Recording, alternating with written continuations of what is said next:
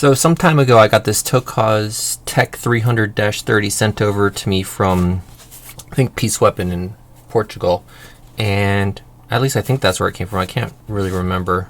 With a bunch of other locks as well, and it's just been sitting around with a bunch of other locks in their packaging too, and been kind of lazy. So I figure I'll try opening this and go through a little bit of analysis on how I'd go about picking something that I don't really know anything about. I'm looking at this and I can see at least has normal keyway. I'm guessing that's gonna be a normal pin tumbler, so that's gonna be good, not a dimple or a DD or anything like that. So hopefully that means I can get it open. But I don't have any knowledge on what kind of security spools it'll have in here, or serrations, or whatever it might have. And we'll give it a go. So, got a little pamphlet. Oh, like little key inserts, I guess. We can look at those. Yeah, I've had other Tokoz come, and they come with these weird bubble wraps that are like just like very strange. Yeah, all of them seem to come like that. And here's we got a little card for printing out, getting new keys for it. The keys are just kind of loose in here. We can play with that real quick. Try one of these things out. So it goes on there, and then you guess you get the other side. And put it on like this. And that way you can color code your key. Alright, well there's that. They always come with a screw to mount the thing. And then we can try our key out. Oh, that's pretty rough on the turn. So first thing I would do is I would probably lubricate this, because that rough of a turn is going to steal some of your feedback. So got some Houdini here.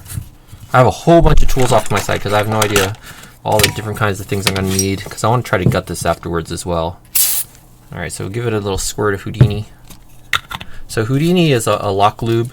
It's really nice because it doesn't gum up and have all kinds of junk that it puts in there. Let's try that now. Still pretty rough. So we'll see how that does on feedback. We won't bother looking at the key very much. It's more fun if to go in a little bit blind. But looking at this, I can see that it's been punched in. So I'm gonna have to have something to punch that out. I have a little hammer here, so hopefully I'll be able to get that out. But let's go ahead and give this a try. So here we got our vise. There we go. And we'll bring it over about here. Get ourselves some focus. And the Houdini smells so good. It smells like orange. Alright. Let's get some. So here we have some picks. And it's a pretty narrow keyway up here. So if I look at some tensioners. So pull out a bunch of tensioners here. Oh, that's right. Let me get those over here. These tensioners. Yeah, it's a pretty narrow one. Actually, I might go with I have a bottom of keyway tensioner here, and I could put it on the top. But I know that from picking ones with thin keyways like this, I kind of filed down one side and made it narrower. Maybe that'll fit in here. Almost like it's made for this. Alright, we'll use that, and then we will use these Jimmy Long picks. They have some markings on here from some old lock I must have picked whenever I used them last. So I got shallow, medium, and deep hook here, and we'll start with the short hook. Let's see, we'll go counterclockwise, it seems, because if I go clockwise, yeah, the tensioner falls down a bit. So we'll go counterclockwise. I'm going to reach around behind just to stay out of the way of the camera. And I don't even know how many pins are in here. Let's see. We have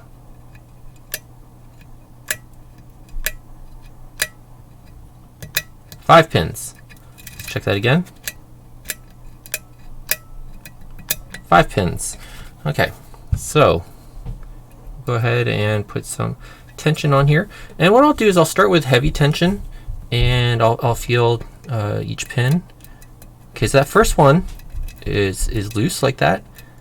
The second one, okay, the second one jiggles, but it doesn't go very far. So this could tell me that that pin either sets at this height, so very low set, or that we are inside of maybe a spool and I'm hitting the edge of the spool at that point. So I know that this one's not going to need to go very high, number 2. Number 3 is loose, kind of like 1. 4, also loose. And okay, I'm having a hard time getting under 5, so I'm guessing 5 might be my first binder. Okay, it's loose. Come back forward. 3's binding. Loose. Let's check from the beginning again. 1's loose. 2's loose. 3 felt like it caught a little bit. Alright, so 5, 4, 3 felt like it caught again a little bit. Almost like maybe 3 is behaving a bit like a taper. 1, 2, 3, 4 is a really it's 4 is up there, but it's really short. I don't know how it got up so high, but because I really didn't push on it. All right, so 5, 4, 3, 2 is that still that thing, and 1. All right, so 1. Oh, 1. I feel it doesn't go too high, so maybe that's also doing something like 2, but it's a little bit higher, where it might be not to lift too high to get to the shear, but it's not ready to bind yet, or it might be caught in a spool or something like that. So hopefully it's not too complicated, because all right, 5's our binder right. Sorry, 4 is our binder right here. It's not giving me any jiggle. Like if I go on 5, look at that, it's huge. 4, oh, if I can get on it. 4 is this, nothing. So 4 is binding. So let's let off on tension a bit and see if we can't see any counter rotation. I'm not seeing counter rotation. Oh wait, I am. Okay, so I think that got lifted too high. I'm gonna reset. But what I did notice is that I let off tension, and then when I got counter rotation, the thing kind of skipped on the turn. So I'm thinking I might need to do some manual counter rotation, because like I was showing with the key, it's kind of tight in there, so I think it's stopping me from getting good feedback. All right, so back under 1. Oh, 1 is binding. Very interesting. Why is 1 binding so much? All right, 1 is now jiggling up pretty high. 2 is jiggling. 3, little like kind of click out of it. 4 and 5 having a hard time getting under again, but it's loose now. 4, 3 binding, click out of 3, 2, and 1 is not found. Hope I didn't lift 1 too high. Let's see. 4, 5, hard time getting under again. 4, 3, click out of 3 again. I wonder if 3 is acting a lot like taper. Let's see if I can find 1 again. There's 2. There's 1. Oh, a little click out of 1, kind of like a taper there too. 3, another click. I wonder if it's going to go back and forth between 3 and 1. Okay, so 1's kind of high. I might switch picks in a second to something taller. 5, 4, 3 again, and I felt a little bit of rotation on the plug. Oh, 5. Oh yeah, so it feels like 5 and then 3 are going at it like tapers. All right, so let's see. 5. Is 4 binding? No. No, we get some jiggle there. 3. All right, 3 seems to be binding. I don't seem to get any motion out of 3. All right. Oh, never mind. There we go. Like a taper again. Just had to push it a little harder. 5 is not jiggling. There. Oh, like a taper again. Let's check the front again. 1. No, 1 is jiggling up high. 2 is jiggling low. 3 feels like it's binding again. All right, another click out of 3. So that's acting a lot like a taper. So 4 might be our binder now. Oh, 5, little click. I'm gonna go back and forth between 5 and 3 a bit, see if they are tapers. I'm just kind of like smashing on them. See if they're gonna taper their way up, but no, it seems like 4 is our binder now. 4 does seem to be binding. So I had this before I reset. So let's try pushing 4. Yeah, I feel counter rotation this time, and I got a little click out of them. Okay, 5, 3. Okay, so I'm getting that thing between 5 and 3 again. 5.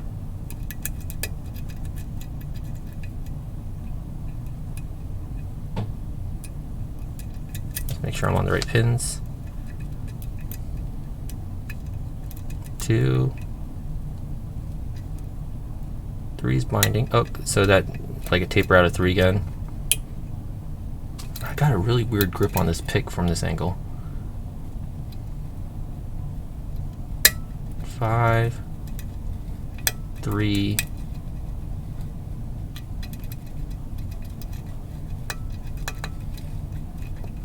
2, it's right here, and 1 is up high, jiggling.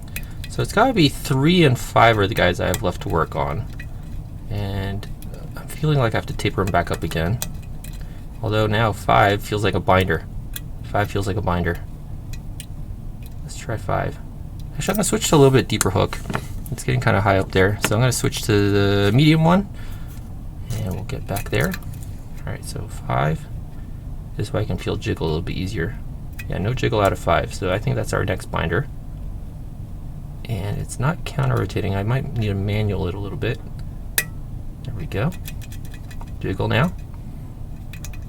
4. And getting under 3 is difficult. All right, I felt a little plug rotation on 3, and it's now seeming to be the binder. So I'm going to try pushing on 3, and we're open. Woo! Okay. So let's see if we can get into this guy. We'll lock it back up. Grab our key. There we go. All right, let's see if we can get into this guy. Did I leave? Oh, I turned autofocus off. Let's turn it back on. There we go. All right, so let's see if we can get into this this lock. So first thing, we're gonna have to punch these pins out, and it looks like there's an indent right here on each of these, and there's no indent on this side. So I'm guessing that they put like a tool in here and they hammered it down. So I'm guessing this is the side that it went in from. So I think we're gonna have to hammer it out on this side. So I do have a little hammer, and to hammer that out, let's grab a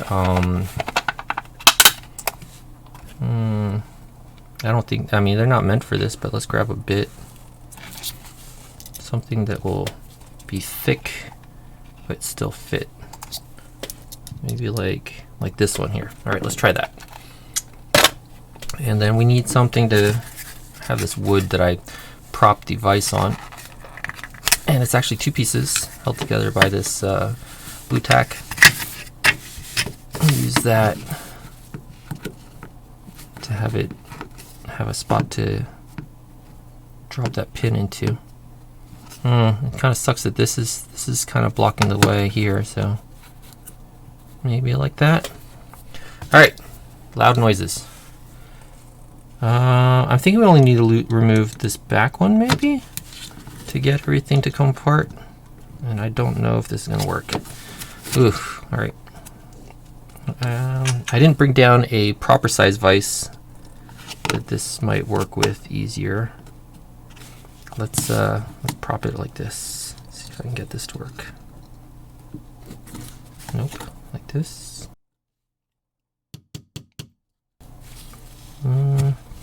I'll just start it on the mat. The mat has some give to it, so maybe that'll work.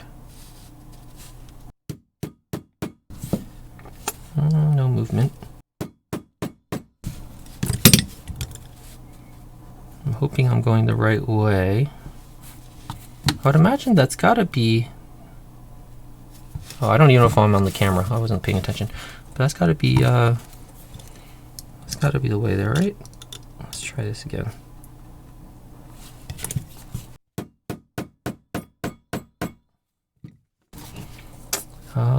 Doesn't seem to be coming out very far. So I'll try it the other way. I'm gonna try it on the other one though, the one that I haven't been hammering on. Okay, that one is popping out, so that's got to be the way. I must have been making it tighter. All right, let's try this one.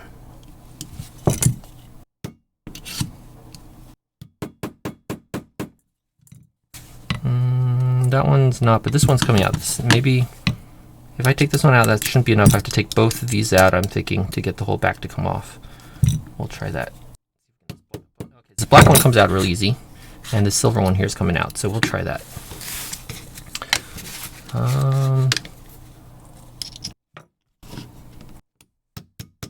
Okay, that silver one came almost all the way out, and my bit got a little stuck. Black one. Okay. All right, so these are almost all the way out. All right, the black one is all the way out. Let's get a tray up in here. Here we go. And let's try to get this the rest of the way out.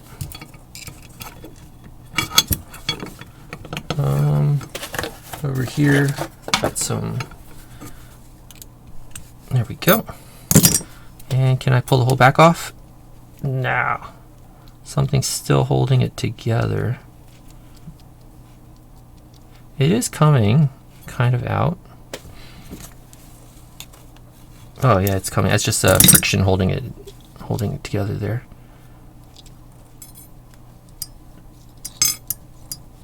And bits are falling out. Okay, so what fell out here? We have there was some sort of ring back here. I guess it's kind of bent, so I'm guessing that's to just push it forward, give it forward pressure. And then there's this little actuating doodad here. Okay, so that stuff is not important to me. So now it's like this, and I might be seeing that's either lubricant or a clip. We'll find out in a second with a key. So if we put a key in, it doesn't whoa, careful. That's interesting. I haven't seen that happen. It pushes further in. All right, so and this, hold on, let's see. Also up here, when I took this top bit off, this whole area, the springs can come out here. Oh man, what a mess. All right, so that thing holds down the springs. We can take out the individual springs from up here. So there we go. Oh, that one just went flying off to my left. I'll have to find that later. 4, 3, 2, 1. Okay, so those are the springs. I don't know why I do this. I just risk them flying off, but I like them to be in the chambers that they came out of. All right, so 1, 2, 3, 4. 5 went flying off to my left. I'll get that after the video. And a shim would be nice, just in case, even though shouldn't matter at this point. All right, shim won't even go in.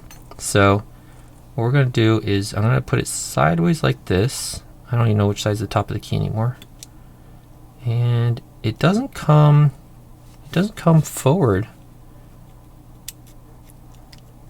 It only goes backwards. So now it doesn't go any which way. Oh, there we go. It doesn't want to come out the front of the lock. So something's still holding it in. Not sure what.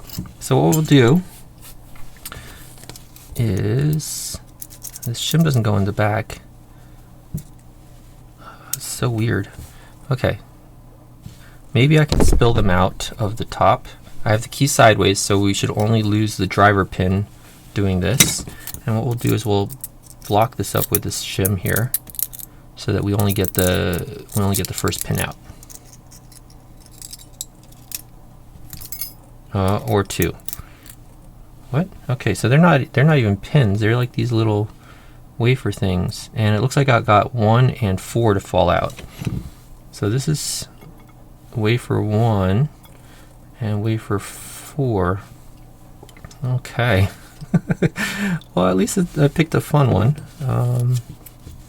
Now we will try to block 3 and 5 and see if I can get number 2 to come out. It's hard to block it and smack it at the same time. There we go, 2. And now we'll try to get 3 and 5.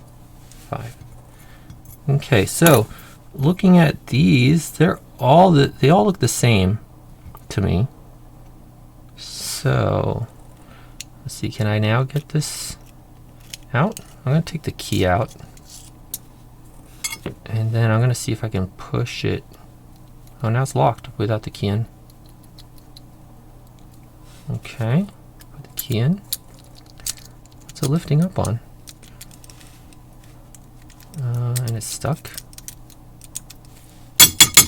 Okay, there we go. Alright, so we'll take the key out, and I think it was just stuck because those key pins didn't go down back into the plug. Yep, that was it. So we'll pull this out. Okay, ooh. It's full of either the Houdini I put in or some lube of some sort. And okay. Oh, there's something down here too. Alright, we'll start with chamber 5. There's 5. And it had a little ball bearing underneath it. Oh, gee, I don't know what I got myself into here. 4 also has a ball bearing underneath it. 3, same deal. 2. And finally 1. There's 1. Okay, so that is like that. These wafers, they were like this. Come on. They were like this. They were each like this.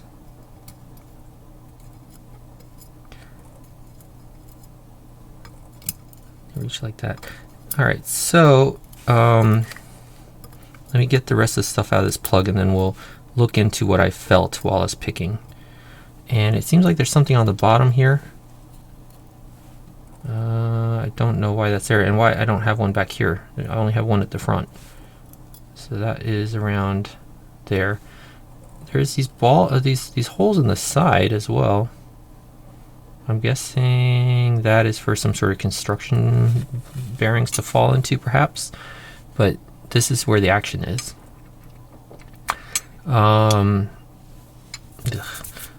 Let's look at what we felt. So I remember getting counter rotation out of, I think, 5 and 3.